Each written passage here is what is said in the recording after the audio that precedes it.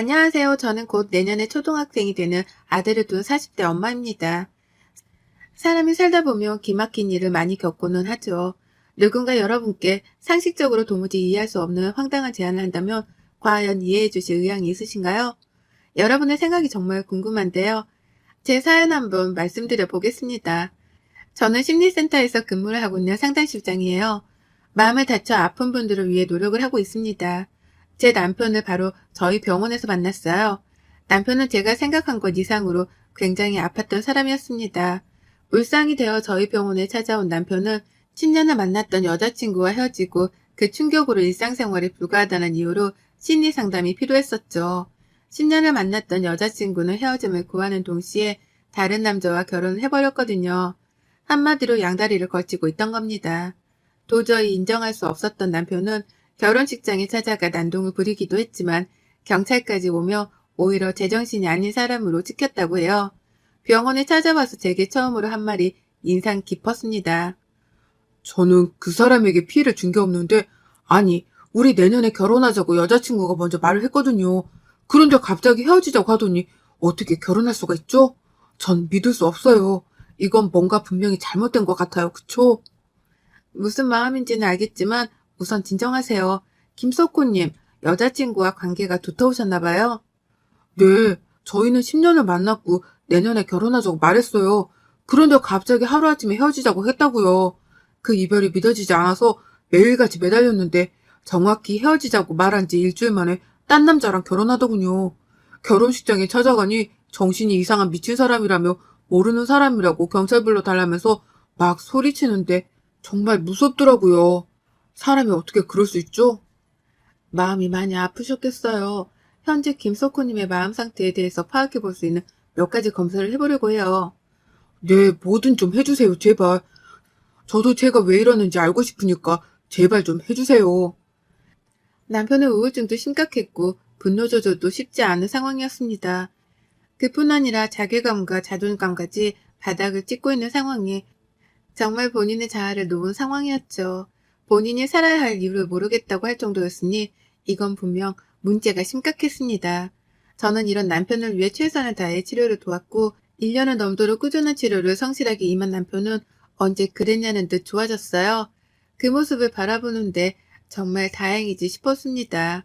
마음을 다친 환자분들이 회복하고 웃는 모습을 보여주시면 사실 그것만큼 행복한 게 없거든요. 뿌듯함은 물론이고 너무 행복했습니다. 남편은 환자분들 중 의지가 가장 강했고 너무 성실하게 임하셔서 제가 기억을 했었어요. 더 이상 병원에 오지 않으셔도 말이죠. 그렇게 1년이란 시간이 지나고 우연히 남편을 다시 만난 곳은 고깃집이었습니다. 각자 지인들과 술 한잔을 하는 자리에서 만났고 너무 반갑더라고요. 저 혹시 심리센터 실장님 아니세요? 김석호님 맞으시죠? 세상에 이게 얼마만이에요? 너무 반갑네요. 잘 지내셨어요? 맞죠? 실장님, 반가워요. 멀리서 보는데 계속 실장님 맞는 것 같아서 인사를 할까 말까 고민했네요. 저는 뭐 실장님 덕분에 원래 제 모습 되찾고 완전 잘 지냈어요. 늘 감사해요. 아유, 제가 뭘 했다고요. 석호님 의지가 해낸 거죠. 아니요, 정말 실장님 덕분이에요. 감사해요. 이렇게 만나게 된 남편과는 웃기게도 자연스럽게 이 차를 가게 되었고 그동안 어떻게 지냈는지 요즘 힘든 건 없는지에 대해서 소통을 자연스럽게 했습니다. 한참 대화를 나누다 보니 이제는 저희 병원에 온 환자가 아니라 그냥 평범한 남성으로 보이더라고요. 제법 멘탈이 강해졌고 웃음이 많아진 그의 모습이 참 보기 좋았습니다. 그런 남편과 여러 차례 만난 끝에 진지하게 사귀게 되었어요. 환자와 이렇게 사적으로 만난 것도 처음이고 사귀게 된 건 아예 처음이라서 너무 신중했습니다. 그렇지만 무엇보다 행복했고 참 기분이 좋았죠. 저는 그냥 그 사람이 너무 좋았어요. 저보다 2살이 많았는데 제가 참 의지를 많이 했죠. 딱 2년 만나고 저희는 결혼을 했어요. 남편과 저는 인꼬부부라고 소문날 정도로 모든 걸 함께 했고 아이도 바로 생겼습니다. 임신을 했어도 전 여전히 근무를 했고 출산 직전까지 일을 했어요. 제 주변 지인들이 그랬거든요. 쉴 거면 차라리 애 낳고 쉬라고 말이죠. 애가 너무 예뻐서 두고 출근하는 게 발길이 안 떨어지니까 최대한 힘들어도 만상몸으로 출근할 때까지 하라고 조언을 해주더라고요. 그래서 저 정말 예정이 일주일 전까지 일했어요. 저희 남편은 뭘 그렇게까지 하냐고 힘들게 무리하지 말라고 했지만 벌 수 있을 때 벌고 싶기도 했고 전 제 직업을 사랑했거든요. 아이가 태어나기 전에 조금이라도 자유로울 때 일을 자유롭게 하고 싶기도 했습니다. 열심히 일을 하다 보니 예정일이 되었고 출산까지 무사히 했어요. 떡두꺼비 같은 아들을 낳았는데 남편과 똑같이 생겨서 저는 무슨 남편을 낳은 줄 알았습니다. 아이를 낳은 후 육아휴직 기간만 아이를 보고 회사로 복귀할 예정이었어요. 양가 부모님이 아이를 봐주실 상황이 아니라서 베이비시터를 고용할 생각이었습니다. 그러나 막상 낳고 보니까 세상에 이렇게 작고 예쁜 아이를 어떻게 남의 손에 키울까 싶은 거죠. 정말 많은 생각이 들었고 저는 결국 센터와 상의 끝에 퇴사를 결정했습니다. 아무래도 아이가 어느 정도 클 때까지는 일을 못하겠더라고요. 제 선택에 가장 좋아해줬던 건 남편이었습니다. 요즘 사건 사고도 많은데 제가 아이를 보면 믿음이 간다며 다행이라고 하더라고요. 서로 같은 마음이었겠죠. 저희 아들은 등 센서가 민감하게 작동하는 아이라서 내려놓기만 하면 울었습니다. 하루 종일 안고서 어르고 달래는 게 결코 쉽지 않았고 너무 힘들었어요. 또 얼마나 보채는지 진이 다 빠졌죠. 그래도 다행인 건 남편은 퇴근과 동시에 남편이 집에 오면 아이를 봐줬어요. 제가 아들 보면서 살이 너무 빠져서 그 모습이 안쓰럽다며 최대한 함께 육아를 해줬습니다. 남편이 아이를 함께 봐주다 보니 아이도 아빠에 대한 거부감 없이 잘 따르는 편이었고 덕분에 저는 못잔 잠을 푹 잘 수 있었어요. 내색하지 않아서 그렇지 남편도 정말 힘들었을 겁니다. 내내 일하고 와서 새벽까지 애 봐주고 겨우 잠드는 게 어디 쉬울까요? 그런 남편에게 고마워서 저녁은 꼭 거하게 차려놓는 편이었습니다. 아들을 정말 어르고 달래서 말이죠. 고기와 생선을 참 좋아하는 남편이라 꼭 그렇게 차려주곤 했어요. 저희가 이렇게 서로 잘하면서 살다 보니까 시모도 별다른 잔소리를 하지 않으셨고 참 예쁘게 잘들 산다고 칭찬을 해주셨습니다. 그게 너무 감사하기도 했어요. 시모 눈에도 제가 애 키우면서 자꾸 살 빠지는 게 보이니까 명절이나 시댁 행사가 있을 때 굳이 저를 부르지 않으셨고 최대한 시모 혼자 알아서 다 하시려고 하셨죠. 그 덕분에 저는 특별히 시집살이 같은 것도 없이 정말 편하게 지냈습니다. 오히려 시댁에 가면 더 편했어요. 애만 보면 밥 주고 치워주시니 얼마나 편합니까? 그래서 전 시댁 가는 걸 좋아했습니다. 남편과는 트러블도 없었고 그냥 저희는 너무 잘 지냈어요. 아이가 3살이 되었을 무렵 평온하던 저희 집에 큰 사건 하나가 터졌습니다. 아이를 재우고 옆에서 제가 깜빡 잠이 들었고 새벽에 깨서 안방으로 가려고 나섰어요. 그런데 안방에서 자고 있는 줄 알았던 남편은 방을 서성이며 누군가랑 전화를 했죠. 남편 목소리밖에 들리지 않았는데 전화 내용이 심상치 않았습니다. 소라, 정신 차려봐. 너 술을 대체 얼마나 마신 거야? 지금 시간이 몇 시인 줄 알아? 어디야? 집에 갈 수 있겠어? 혼자 있는 거야? 대체 그 자식이 너한테 뭘 어떻게 한 거야? 어? 민주는 어디 갔어? 왜 혼자 있는 건데? 너 정말 이럴 거야? 나 속상해 죽는 거 보고 싶어? 아, 너 어디야? 말해. 내가 지금 갈게. 알겠다고, 간다고, 지금. 윤솔, 너 정말 이제 와서 이러는 거 웃긴 거 네가 제일 잘 알지? 우선 갈 테니까 주소 보내. 누가 봐도 취한 여자랑 전화를 하는 듯 했고 새벽 3시에 그 여자를 만나러 가겠다는 남편의 모습은 너무 놀라웠습니다. 절대 그럴 사람이 아니거든요. 저는 꽤 당황스러웠지만 침착하게 남편의 뒤를 쫓아가기로 결심했습니다. 급하게 아이방에 홈 카메라를 여러 각도로 설치한 후 동네 언니에게 톡을 보내놨어요. 언니나 남편이 새벽 5시 출근이라 아침 준비를 곧 해야 해서 일어날 시간이거든요. 그래서 혹시 몰라서 아이가 깨면 집에 가봐 달라고 부탁을 했습니다. 남편은 서둘러 옷을 챙겨 입고 살금살금 집을 나섰고 저는 뒤쫓아 나갔어요. 거리를 두고 남편을 쫓아갔고 도착해보니 한 여자가 길에 앉아있더군요. 남편이 다가가자 그 여자는 남편을 끌어안으며 오열을 했고 뽀뽀까지 했습니다. 오빠 진짜 보고 싶었어. 역시 나는 오빠밖에 없나 봐. 나 오빠랑 그렇게 끝내고 벌 받았나 봐. 나한테 다시 와. 그럴 거지? 응? 내가 기다릴게. 응? 나 정말 오빠 없이 못 살겠어. 우선 집 주소 말해 데려다 줄 테니까 너 지금 너무 취했어. 같이 있자. 집에 가지 말고. 어? 여기 바로 뒤에 호텔 있어. 소라, 솔직히 말할게. 뜬금없이 새벽에 술 취해 전화 와서 이러는 거 나 좀 당황스러워. 내가 그럼에도 불구하고 여기까지 한 걸음에 온 건 너를 잊지 못해서가 아니라 내가 너를 너무 잘 알잖아. 길바닥에서 뭔 일이 날 것 같아서 온 거야. 너 어차피 내가 올 때까지 안 갈 거잖아. 응. 그럼 호텔 가야지. 움직일 것도 알지? 나 집에 안 가. 오빠랑 같이 있을 거야. 너 정말 이럴 거야? 너 그렇게 한순간에 사람 버리고 떠나놓고 이제 와서 왜 그러는데? 너 때문에 1년 동안 나 병원 다녔어, 알아? 제정신으로 못 살았다고, 미친놈처럼 지냈다고. 이제야 좋은 여자 만나서 좋은 가정 꾸리고 행복하게 잘 살고 있는데 왜 이래 정말? 왜? 내가 행복하니까 배 아파? 응, 배 아파. 처음부터 김석호는 윤설이고 윤설은 김석호였어. 그걸 내가 잠깐 놨지만 우린 충분히 회복할 수 있다고. 그렇게 만들 거고 오빠도 결국 나한테 올 거야. 그럼 나만 호텔에 데려다 줘. 정말 힘들어서 그래. 전 정말 손발이 다 떨렸습니다. 1년 동안 남편을 괴롭혔던 인물인 10년 만난 전 여친이 눈앞에서 남편을 꼬시고 있는 걸 목격했어요. 그런데 그 현장을 덮치지 않았습니다. 덮칠 만한 이유가 없었거든요. 우선은 침착하게 저들을 감시하기로 했죠. 호텔에 내려주고 집으로 갈 거라고 굳게 믿었으나 남편은 호텔 룸까지 전 여친을 데려다 줬고 1시간, 2시간이 지나도 나오지 않았습니다. 곧 아들이 깰 것 같아서 집으로 우선 향했고 뜬 눈으로 밤을 지새웠네요. 남편이 일어나야 하는 시간인 오전 7시가 되도록 남편은 오지 않았습니다. 그날따라 아들도 늦잠을 자더라고요. 엄마가 속상한 걸 아는 건지 말이죠. 저는 도저히 맨정신으로 있을 수가 없어서 그 이른 오전부터 맥주 한 캔을 원샷했고 남편을 기다렸습니다. 전화를 해볼까 했는데 거짓말할 기회를 주는 것 같아서 하지 않았어요. 그리고 8시가 되었을 때 남편은 허겁지겁 집으로 들어왔고 저와 눈이 딱 마주쳤죠. 깜짝아. 여보 일어났어? 놀랐지? 어디 갔다 와? 출근하다가 두고 간 게 있어서 다시 왔어. 나이가 들었는지 요즘 자꾸 깜빡깜빡해. 당신이 언제부터 출근용을 입고 출근했어? 내가 정확히 4시에 일어났거든.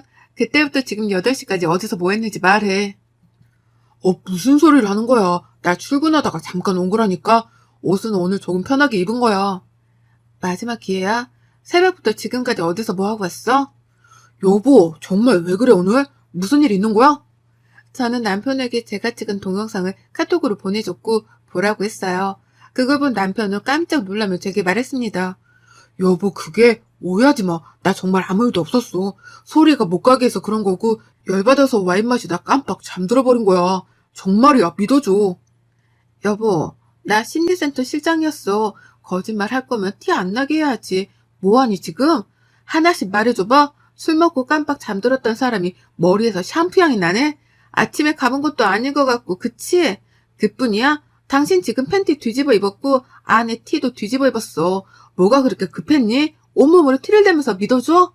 웃기고 있네. 여보, 진짜 잘못됐어. 내가 미쳤었어. 정말 미안해, 여보. 미안해. 응, 아니야. 미안할 거 없어. 당신이 즐기고 싶어서 즐긴 건데 왜 나한테 미안해?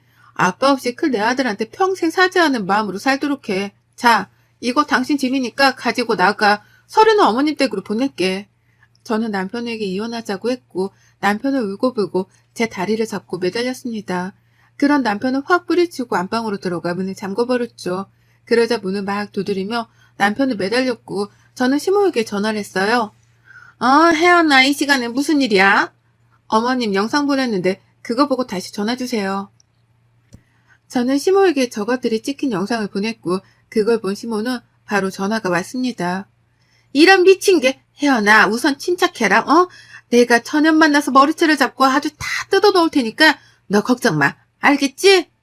아니요 어머님. 지금 저희 집으로 오셔서 이 사람 좀 데리고 가주세요. 전 다른 거 몰라도 애도 있는 인간이 바람피는 건 용서 못해요. 바로 이혼이니까 데리고 가주세요. 시모는 한 걸음에 저희 집으로 왔고 그 사이에 아들이 깨서 저를 찾으며 울어서 제가 나갔습니다. 저는 아들 밥을 먹이고 옷을 입힌 후 동네 언니네 집에 보냈어요. 그리고 시모에게 말했죠. 아직도 안 데려가셨어요? 이제 경찰 부릅니다 정말. 야, 이 썩을 놈아, 정신 나간 놈아. 네가 지금 뭔 짓을 한 줄 알아? 네 마누라 같은 여자가 어딨다고 세상에. 그 정신 나간 년을 또 만나? 너 어쩔 거야? 어쩔 거냐고. 여보, 제발 한 번만 용서해줘. 나 정말 정신 차리고 살게, 어? 너라면 용서해주겠냐? 나라도 용서 안 돼, 미친놈. 혜연아, 우선은 내가 이놈 데리고 갈 테니까 시간을 두고 좀 생각을 해보자, 어? 심현우 남편을 끌고 갔고 제 앞에서도 엄청 맞았어요. 시간을 두고 생각을 해보자고 했으나 저는 이혼 서류를 시댁으로 보냈고 시모와 남편에게 미친 듯이 전화가 왔습니다. 당연히 무시했고 받지 않았어요. 그런데 너무 마음이 아픈 게 남편이 아들에게 너무 다정한 아빠여서 아이가 매일 아빠를 찾으며 울고 불고 난리를 치는 겁니다. 밥도 안 먹고 울고 또 울고 정말 미칠 것 같았어요. 우는 아이를 끌어안고 같이 울기도 하고 달래고 너무 힘들었습니다. 이러다 얘 잡겠다 싶을 정도로 얘가 울 때 지쳐 숨이 넘어갈 정도였고 저는 남편에게 전화를 할 수밖에 없었어요. 집으로 와 지금 바로. 남편은 한 걸음에 집으로 왔고 아들은 남편을 보자마자 달려가 한참을 울더군요. 정말 많은 생각을 했습니다. 저한테는 쓰레기 같은 남편이지만 아이에게는 한없이 좋은 아빠인데 제가 생리발을 시켰구나 싶기도 하고 이별을 받아들이기에 아이가 아직 너무 어리구나 싶었죠. 결국 많은 대화와 고민 끝에 딱 한 번의 기회를 주기로 했습니다. 한밤의 해프닝으로 정리하기로 했죠. 말은 그렇게 했어도 당연히 사이가 예전 같진 않았고 분노로 속이 답답하긴 했어요. 남편은 제가 소갈이를 하지 않도록 의심하며 괴로워하지 않도록 일부러 모든 걸 더 대놓고 오픈하며 믿음을 주려고 노력했습니다. 그냥 그렇게 살았어요. 대신 각방을 쓰긴 했습니다. 도저히 한 침대에서 잘 자신은 없었거든요. 그렇게 산지 몇 년이 흐르고 저희 애가 6살이 되었을 때였습니다. 이제 애가 유치원을 다니고 어느 정도 커서 저도 일을 다녔어요. 다행인 건 이전에 다녔던 심리센터 실장 자리로 다시 들어갈 수 있게 되었습니다. 워낙 사람 좋은 병원이라 이직하는 사람이 별로 없어서 대부분 사람들이 다 그대로라 너무 반가웠죠. 사회생활을 다시 시작하면서 저는 이전보다 많이 밝아졌어요. 그런데 남편의 전 여친이 환자로 저를 찾아왔습니다. 안녕하세요, 윤솔님?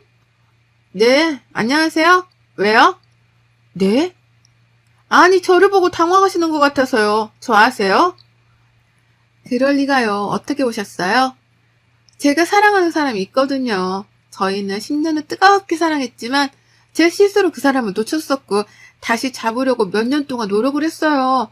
그래서 결국 지금 애가 둘인데 숨어서 지내는 신세라 그런지 뭔가 서럽기도 하고 힘들어요. 이럴 때는 어쩌면 좋을까요? 그건 여기서 해결하실 게 아니라 당사자들이랑 얘기를 해보셔야 할 것 같은데요. 그래서 당사자 찾아왔잖아요. 그쪽, 아니 이제 좀 놔주지 그래요? 우리 애가 둘이고 두 집 살림하는 걸 지켜보는 것도 힘들어 죽겠는데 그쪽만 쿨하게 놔주면 아무 문제 없을 것 같은데 남편은 마음이 떴는데 그쪽만 그렇게 잡고 있으면 너무 수치스럽지 않아요? 나라면 너무 싫을 듯. 애가 둘이요? 내 남편 김석호랑 낳은 애가 둘이라는 거예요? 두 집 살림을 하고 있고 나더러 이혼해달라고 지금 직장까지 찾아와서 이러는 거예요?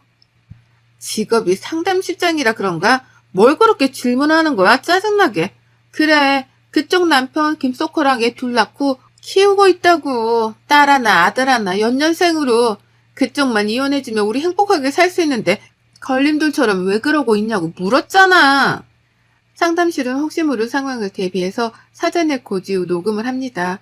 역시 사전에 고지가 되었는데 그걸 몰랐는지 술술 말하기에 저 내용은 모두 녹음이 되었고 전 저 여자를 쫓아낸 후 바로 뒤쫓아 집 주소를 알아냈고 쳐들어갔어요. 가서 사진과 영상을 다 찍었고 모든 증거를 확보한 후 대형 로펌에 가서 이혼소송을 맡겼습니다. 헤어질 때 헤어지더라도 제가 뜯어먹을 수 있는 게 있으면 다 뜯어먹어야 열이라도 덜 받죠. 사진 찍을 때 혹시 몰라 애들 칫솔도 다 들고 나와서 유전자 검사를 의뢰했는데 이게 무슨 일입니까? 둘 다 남편 친자가 아니더라고요. 아마 남편은 모르겠죠. 호구가 또 호구짓 한 거지 뭐.